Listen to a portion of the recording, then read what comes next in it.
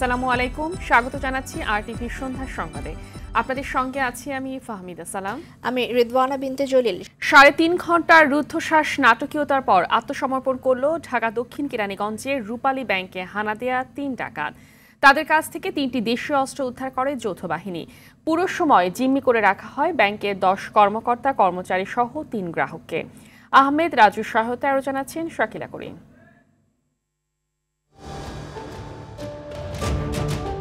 সপ্তাহের শেষ কর্মদিবসে যখন ব্যস্ত ঢাকার দক্ষিণ কেরানীগঞ্জের রূপালী ব্যাংকের জিঞ্জিরা শাখার কর্মীরা, তখন দুপুর ২টার দিকে ফিল্মি কায়দায় ব্যাংকে ঢোকে একদল ডাকাত। কিছু বুঝে ওঠার আগেই জিম্মি করে ফেলে ব্যাংকের ১০ কর্মকর্তা কর্মচারী ও ৩ গ্রাহককে। খবর পেয়ে ঘটনাস্থলে ছুটে যায় যৌথ বাহিনীর সদস্যরা, ঘিরে ফেলে পুরো এলাকা। ডাকাত দলের সাথে যোগাযোগের চেষ্টা চলতে থাকে। ব্যাংকে ডাকাত দলের হানার খবর ছড়িয়ে পড়লে উৎসুক জনতা ভিড় জমায়। ব্যাংকের ফটকে তালা ঝুলিয়ে দেন স্থানীয়রা। নিরাপত্তার স্বার্থে ব্যাংকের আশপাশের রাস্তায় যান চলাচল বন্ধ করে দেওয়া হয়। ডাকাত দলকে আত্মসমর্পণের জন্য মসজিদের মাইক থেকে আহ্বান জানান আইন শৃঙ্খলা বাহিনীর সদস্যরা। দারোয়ান ওনাকে গেট লক করে দিচ্ছে। লক করার পর আর ভিতর থেকে ডাকাতরা বের হইতে পারে না। তারপর ব্যাংকের থেকে প্রশাসনের সাথে যোগাযোগ করছে। অবস্থা বেগতিক দেখে বিকেল ৫:৩০টার পর আত্মসমর্পণ করে ৩ ডাকাত। তাদের কাছ থেকে ৩টি অস্ত্র উদ্ধার করা হয়। এ বিষয়ে আইন শৃঙ্খলা বাহিনী আনুষ্ঠানিক কোনো ব্রিফ করেননি। তবে এক কর্মকর্তা জানান, ৩ জন ডাকাত ব্যাংক কর্মকর্তাদের জিম্মি করে ১৫ লাখ টাকা মুক্তিপণ দাবি করেছিল। ৩.৫ ঘন্টা জিম্মি করে রাখলেও ব্যাংকটির ভল্ট ভাঙতে পারেনি ডাকাত দল। ভিতরে আটকে পড়া সবাইকে অক্ষত অবস্থায় উদ্ধার করা হয়। শাকিলা করিম, আরটিভি, ঢাকা। দর্শক, এই মুহূর্তে ঘটনাস্থলে আছেন সহকর্মী এআর বাদল, সরাসরি যোগ দিচ্ছেন তিনি এ ব্যাপারে জানাতে। বাদল, ব্যাংক ডাকাতির কি খবর আছে আপনার হাতে নতুন করে? রেদওয়ানা, এই মুহূর্তের সর্বশেষ খবর যেটি আসলে ব্যাংকের ভিতরে যারা আটকা ছিলেন যেসব গ্রাহকরা তারা রয়েছেন এবং ব্যাংকের ঊর্ধ্বতন কর্মকর্তা এবং পুলিশের সদস্যরা রয়েছেন, নিরাপত্তা বাহিনীর সদস্যরা রয়েছেন, তারা এই মুহূর্তে আমরা যেটি জানতে পারছি যে একটি কমিটি গঠন করা হয়েছে। সেই কমিটি এই মুহূর্তে ব্যাংকে যে টাকা রয়েছে সেই টাকাগুলো গণনা করছেন তারা, এবং যারা ডাকাতি করতে এসেছিলেন তারা কিছু টাকা ব্যাগে ভরিয়েছিলেন। সেই টাকা সহ ৩ জনকে আমরা জানতে পারছি যে র‍্যাব ১০-এ নিয়ে যাওয়া হয়েছে। তো সেই টাকা এবং এই টাকা, ব্যাংকে যে টাকা রয়েছে, কোনো টাকা খোয়া গিয়েছে কিনা, ডাকাতরা নিতে পেরেছে কিনা, সেই বিষয়টি আসলে পর্যালোচনা চলছে এই মুহূর্তে।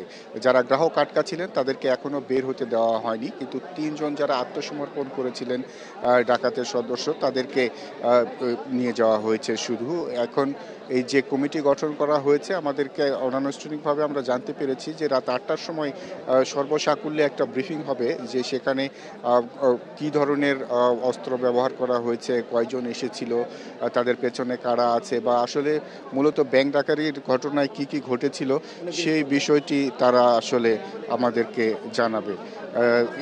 অতিরিক্ত পুলিশ সুপার যিনি কেরানীগঞ্জ সার্কেলের, তিনি বলেছেন যে ৮টার দিকে আসলে একটা ব্রিফিং হবে কেরানীগঞ্জ মডেল থানায়, তখন সেখানে তারা বিস্তারিত বলবেন। এই মুহূর্তে ব্যাংকের সামনে সেনাবাহিনীর সদস্যরা রয়েছেন। ব্যাংকের সামনে যে রাস্তাটি, সেই রাস্তাটি বন্ধ করে দেওয়া হয়েছে। এখানে পুলিশের বিশেষ সদস্য রয়েছে, র‍্যাব রয়েছে এবং পুলিশ সদস্যরা রয়েছে। পুলিশের বিশেষ সাজোয়া যানও এখানে রাখা হয়েছে, আর্মিদের সাজোয়া যান রাখা হয়েছে।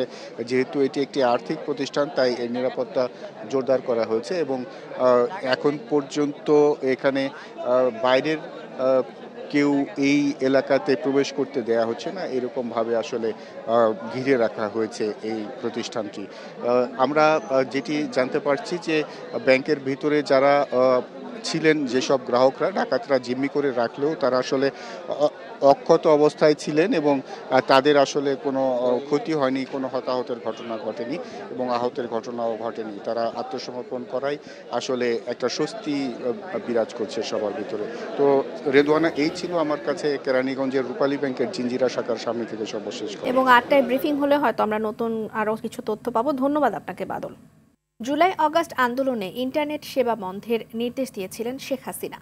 তদন্ত সংস্থা জিজ্ঞাসাবাদে জুনায়েদ আহমেদ পলক একথা স্বীকার করেন বলে দাবি করেন ট্রাইব্যুনালের চিফ প্রসিকিউটর তাজুল ইসলাম।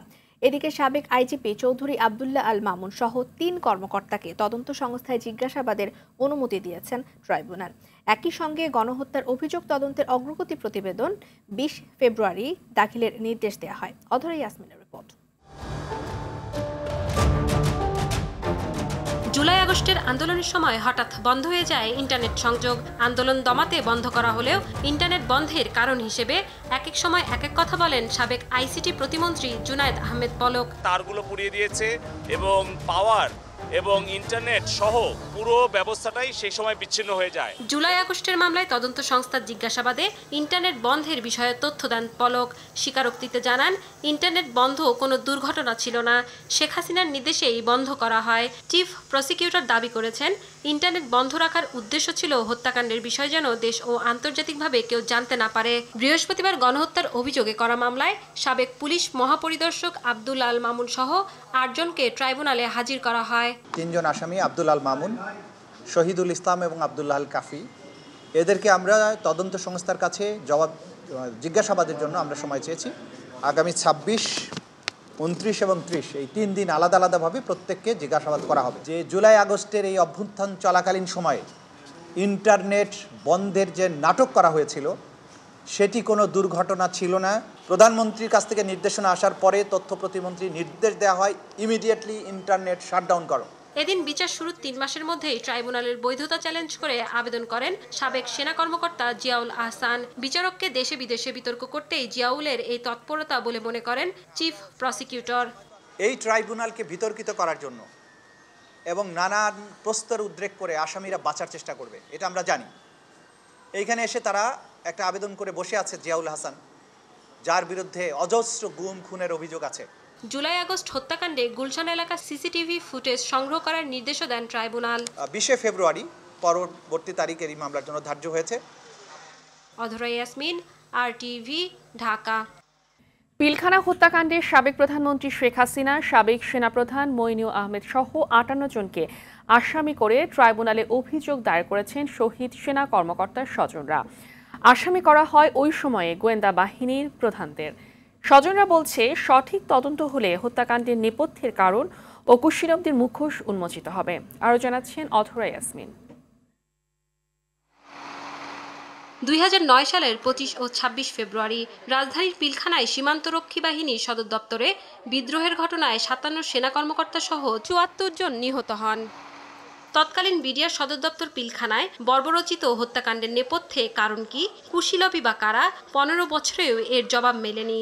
এবার নিহত 57 জন সেনা কর্মকর্তার পরিবারের সদস্যরা দ্বারস্থ হলেন আন্তর্জাতিক অপরাধ ট্রাইব্যুনালের। শহীদ পরিবারের সদস্যদের অভিযোগ, হত্যাকাণ্ডের নেপথ্যে ছিল দেশি বিদেশি শক্তি, ইন্ধন ছিল আওয়ামী লীগ সরকারের। এটা একটা পরিকল্পিত হত্যাকাণ্ড। আমি জানি না আমার হাজবেন্ডের লাশটা কোথায় গেল। বিচারে যেন সত্যতা বের হয়ে আসে। দেশি বিদেশি যারা এটার সাথে সংশ্লিষ্ট তাদেরকে সামনে যেন আনা হয় এবং শাস্তি নিশ্চিত করা হয়। কোনো শক্তি কুশীলবদের বিচার ঠেকাতে পারবে না বলে হুঁশিয়ারি করেন শহীদ সেনা পরিবারের সদস্যরা। আইন পড়েছি একমাত্র একটা কারণেই, যে আমাদের বাবার বিচার আমরা চাই এবং আমাদের বাবার বিচার করে ছাড়বো। আর কোনো ষড়যন্ত্রকারী আমাদের থামায় রাখতে পারবে না ইনশাআল্লাহ। পিলখানা হত্যায় জড়িত অভিযোগে সাবেক প্রধানমন্ত্রী শেখ হাসিনা, তৎকালীন সেনাপ্রধান মইনুল আহমেদ সহ 58 জনকে আসামি করা হয়।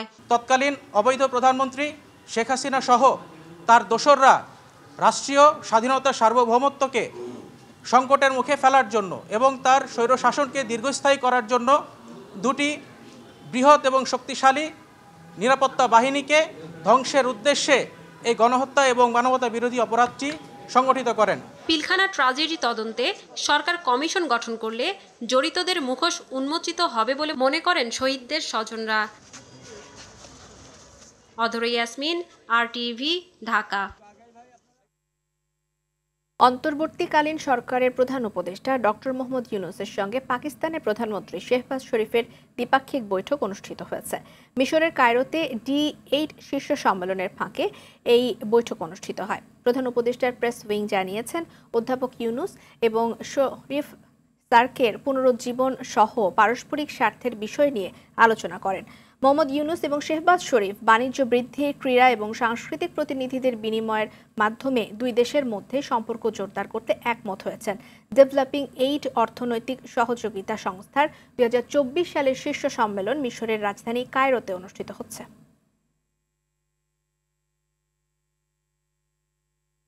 নির্বাচন নিয়ে প্রধান উপদেষ্টার ভাষণে সুনির্দিষ্ট তারিখ না থাকায় হতাশ বিএনপি। তার বক্তব্যে সম্ভাব্য সময়ের কথা বলা হলেও নির্বাচনের রোডম্যাপ নিয়ে সুনির্দিষ্ট কোনো তথ্য নেই। সকালে রাজধানী গুলশানে বিএনপি চেয়ারপারসনের কার্যালয়ে সংবাদ সম্মেলনে এসব কথা বলেন বিএনপি মহাসচিব মির্জা ফখরুল ইসলাম আলমগীর। খান আলামিনের রিপোর্টে থাকছে বিস্তারিত। শুভেচ্ছা জানাচ্ছি। অন্তর্বর্তী সরকারের প্রধান উপদেষ্টা ডক্টর মোহাম্মদ ইউনূসের নির্বাচনের সময় নিয়ে দেয়া বক্তব্যের প্রতিক্রিয়া জানাতেই এই সংবাদ সম্মেলনের আয়োজন করা হয়। বিএনপি মহাসচিব মির্জা ফখরুল ইসলাম আলমগীর বলেন, প্রধান উপদেষ্টা সুনির্দিষ্ট একটি সময়ের মধ্যে নির্বাচনী রোডম্যাপ দেবেন, সেটাই জাতি প্রত্যাশা করেছিল, কিন্তু তার বক্তব্য ছিল অস্পষ্ট। এটি জাতিকে হতাশ করেছে। তার বক্তব্যে নির্বাচনের একটি সম্ভাব্য সময়ের কথা বলা হলেও নির্বাচনের কোনো রোডম্যাপ সম্পর্কে কোনো সুনির্দিষ্ট বক্তব্য রাখা হয়নি।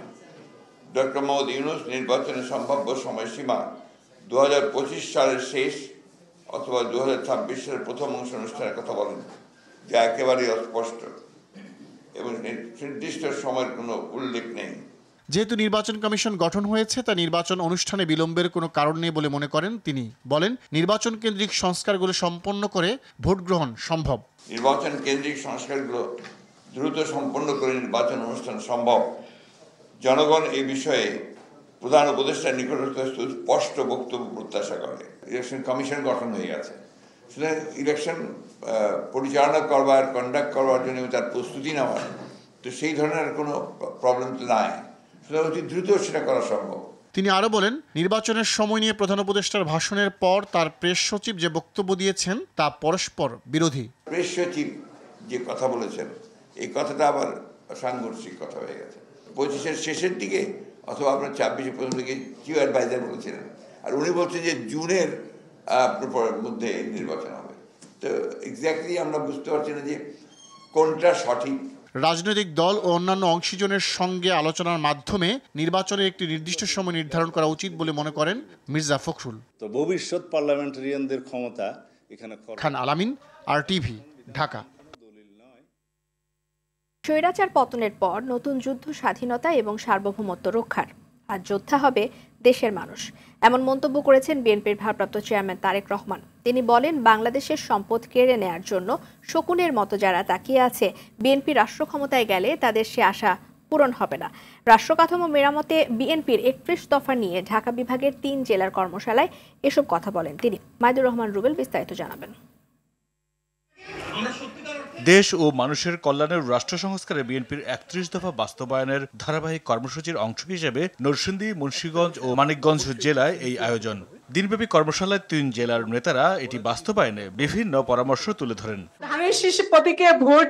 প্রশ্নোত্তর পর্বে তারেক রহমানের নির্বাচনের পুলসিরাত পার হতে জনগণের পিছনে ঘুরে ঘুরে 31 দফার মর্মকথা বোঝানোর পরামর্শ দেন। তিনি বলেন, খাল খনন, তৈরি পোশাক রপ্তানি, নারীর ক্ষমতায়ন সহ দেশ ও মানুষের কল্যাণে কাজ করেছে বিএনপি।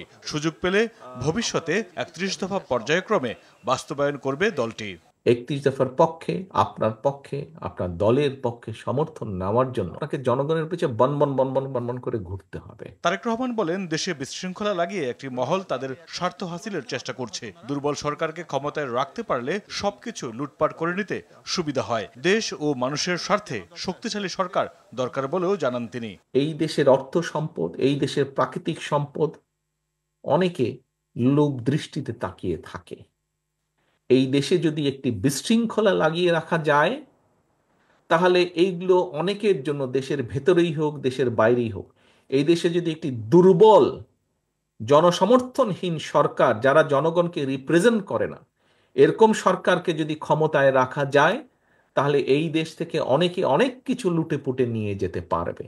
বিএনপির ভারপ্রাপ্ত চেয়ারম্যান বলেন, ষড়যন্ত্র এখনো শেষ হয়নি। চলমান যুদ্ধে জয়ী হতে সংগ্রাম চালিয়ে যেতে দলের নেতাকর্মীদের প্রতি আহ্বান তার। দেশের বিরুদ্ধে ষড়যন্ত্র কিন্তু থেমে নেই, দুষ্টু লোকদের দুষ্টামি কিন্তু থেমে নেই। এটি এমন একটি যুদ্ধ, এটি জনগণের পক্ষের যুদ্ধ, এটি গণতন্ত্রের পক্ষের যুদ্ধ, এটি স্বাধীনতা সার্বভৌমত্বের পক্ষের যুদ্ধ। এই যুদ্ধে যদি জয়ী থাকতে হয়, অনবরত আমাদেরকে সংগ্রাম চালিয়ে যেতে হবে। ভবিষ্যতে দেশের বাইরে চিকিৎসার জন্য আর যাতে যেতে না হয় তার জন্য প্রয়োজনীয় পদক্ষেপ নিতে স্বাস্থ্য খাতের সংশ্লিষ্টদের প্রতি আহ্বান তারেক রহমানের। সন্তানদেরকে আমরা এটার ভিতরে নিয়ে আসি। মাইদুর রহমান রুবেল, RTV, ঢাকা। জাতীয় পরিচয়পত্র নিবন্ধন সংশোধনে প্রায় 4 লাখ আবেদন আগামী 3 মাসের মধ্যে নিষ্পত্তি করা হবে বলে জানিয়েছেন সংশ্লিষ্ট অনুবিভাগের মহাপরিচালক ASM হুমায়ুন কবির। এদিকে NID সংক্রান্ত সেবায় ঘুষ লেনদেনের বিশাল নেটওয়ার্কের তথ্য প্রমাণ পেয়েছে দুর্নীতি দমন কমিশন দুদক। অভিযানে 2 দালালকে আটকও করে প্রতিষ্ঠানটি। ইফতেশামুল গনির রিপোর্ট। ভুল জাতীয় পরিচয়পত্র নিয়ে নানান ধরনের ভোগান্তিতে পড়ছে সাধারণ মানুষ। NID সংশোধনের আবেদন করে বছরের পর বছর ইসির অফিসে অফিসে ঘুরছেন ভুক্তভোগীরা। এদিকে NID সেবা সহজ করার লক্ষ্যে নীতিগত সিদ্ধান্ত নিয়েছিল নির্বাচন কমিশন। এরই মধ্যে বৃহস্পতিবার রাজধানীর আগারগাঁওয়ে নির্বাচন কমিশন ভবনে জাতীয় পরিচয়পত্র সেবা সংক্রান্ত অভিযোগ নিয়ে নির্বাচন কমিশনে আসেন দুদকের একটি প্রতিনিধি দল। জাতীয় পরিচয়পত্র নিবন্ধন অনুবিভাগের মহাপরিচালক জানান, সংশোধনযোগ্য NID পড়ে থাকায় সুযোগ নিয়েছে দালাল থেকে শুরু করে ইসির কর্মকর্তা কর্মচারীরা। মোটামুটি খোঁজ খবর নিয়ে যেটা জানতে পেরেছি যে যেই কয়েকজনের নাম ওনারা আমাদেরকে বলেছেন, এরা সবাই কোনো না কোনোভাবে আমাদের এখানে যে একটা প্রকল্প আছে এই প্রকল্পের জনবল। বলেন, ঘুষ লেনদেনের ব্যাপারে কমিশনের কেউ জড়িত প্রমাণিত হলে ব্যবস্থা নেওয়া হবে। আমাদের যে প্রকল্পের PD মহোদয় আছেন ওনার কাছে পাঠিয়েছি যে আপনারা ওনার সাথে তাহলে কথা বলেন। এর বাইরেও যদি আমাদের সচিবালয়ের নির্বাচন কমিশন সচিবালয়ের কেউ জড়িত থাকে তাদের বিরুদ্ধে যা যা ব্যবস্থা নেওয়া আমরা তা নিব। দুদকের সহকারী পরিচালক আসিফ আল মাহমুদ বলেন, NID সংক্রান্ত সেবায় ঘুষ লেনদেনের বিশাল নেটওয়ার্কের প্রমাণ পেয়েছে দুদক। NID কারেকশনের বিষয়ে ঘুষ লেনদেনের একটা নেটওয়ার্ক তৈরি হয়েছে। তো নেটওয়ার্কটা আসলে ওই যে বাইরে দোকানে আপনার যারা দোকানদার আছে বাইরে কম্পিউটার দোকান থেকে শুরু করে মাঝখানে দালাল, এখানে আনসার, পুলিশ সদস্য থেকে ওই কমিশনের মধ্যে কর্মকর্তারা জড়িত আছে। এ সময় অভিযুক্ত 2 জনকে আটক করে দুদক। ইফতেশামুল গনি, RTV, ঢাকা। জালিয়াতির মাধ্যমে ঋণ নিয়ে 1092 কোটি 46 লাখ টাকা আত্মসাতের অভিযোগে ইসলামী ব্যাংকের সাবেক চেয়ারম্যান ও বিতর্কিত ব্যবসায়ী S আলমের ছেলে আহসানুল আলম সহ 58 জনের বিরুদ্ধে মামলা করেছে দুর্নীতি দমন কমিশন। দুদক মহাপরিচালক সংবাদ সম্মেলনে জানিয়েছেন, আসামিরা মুরাদ এন্টারপ্রাইজের নামে ঋণ নিয়ে ইসলামী ব্যাংকের টাকা আত্মসাৎ করেছে। এদিকে 137 বাস ক্রয়ে দুর্নীতির অভিযোগে সাবেক সড়ক পরিবহন মন্ত্রী ওবায়দুল কাদের ও সাবেক সচিব ABM আমিনুল্লাহ নুরীর বিরুদ্ধে অনুসন্ধান শুরু করেছে দুদক।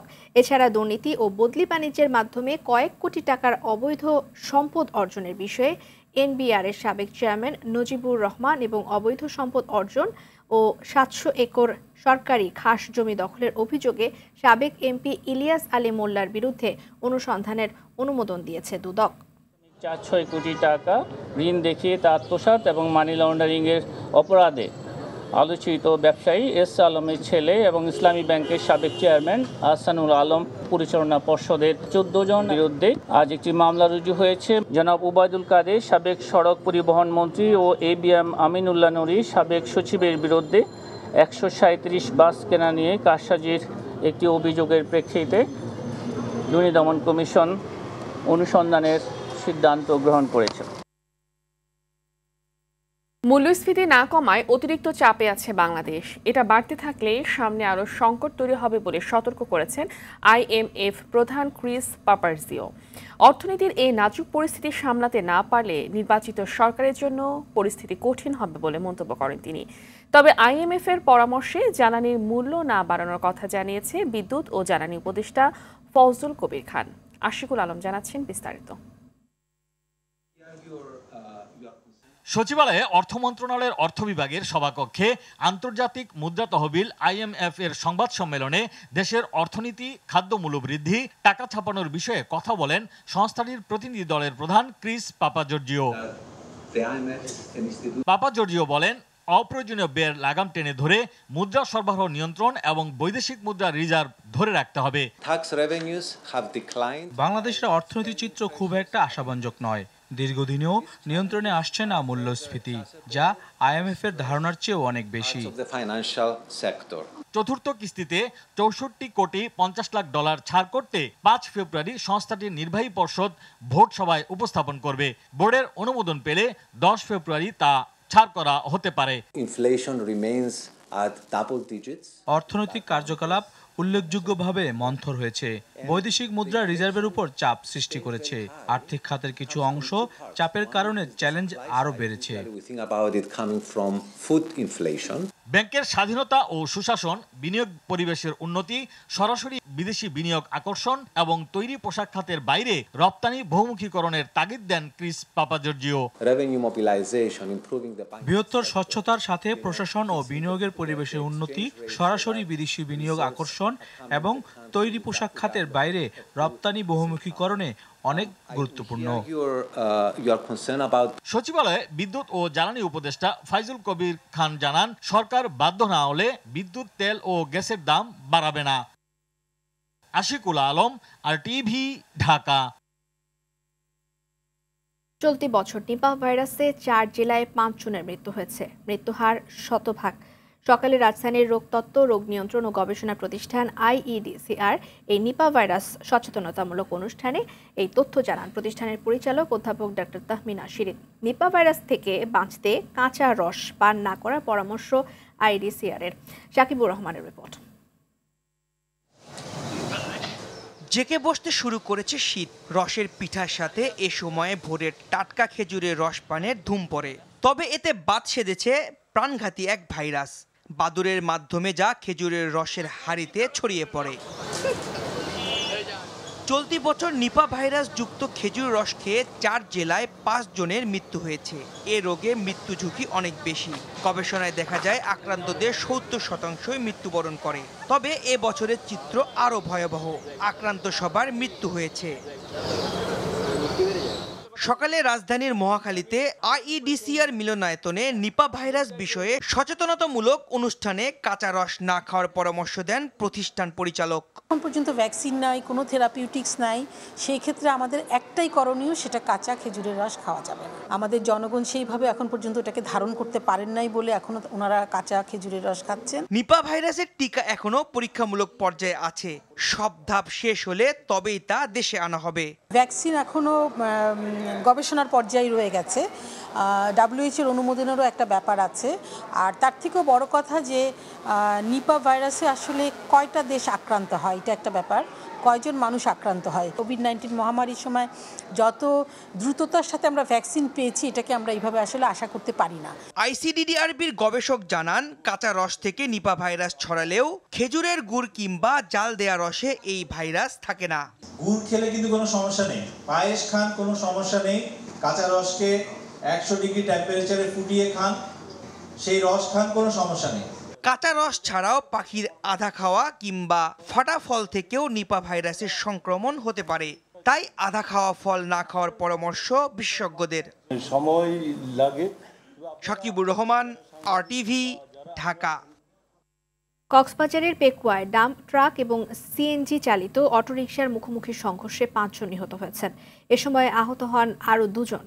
সকাল 7টার দিকে পেকুয়া ABC আঞ্চলিক মহাসড়কের ধনিয়াকাটা এলাকায় এই দুর্ঘটনাটি ঘটে। পুলিশ জানায়, পেকুয়া থেকে চট্টগ্রাম যাওয়ার পথে হাজীবাজার এলাকায় বিপরীতমুখী একটি ডাম্প ট্রাক অটোরিকশাটিকে ধাক্কা দিলে এই দুর্ঘটনা ঘটে। মুন্সিগঞ্জের গজারিয়ায় মেঘনা সেতুতে কাভার্ড ভ্যানের ধাক্কায় মোটরসাইকেলে থাকা 2 বন্ধু নিহত হয়েছেন। গেল রাতে এই দুর্ঘটনা ঘটে। নিহতরা হলেন মুন্সিগঞ্জের বাউশিয়া গ্রামের আশরাফুল আলম এবং চর 14 কাহিনিয়া গ্রামের অসীম শেখ। অন্যদিকে খাগড়াছড়িতে পর্যটকবাহী বাস উল্টে আনুমানিক 20 জন আহত হয়েছেন। ভোর 6টার দিকে খাগড়াছড়ির আলুটিলা পুনর্বাসন এলাকায় এই দুর্ঘটনা ঘটে। আহতরা সবাই রাজশাহীর বিভিন্ন এলাকা থেকে সাজেক বেড়াতে এসেছেন বলে জানিয়েছে পুলিশ।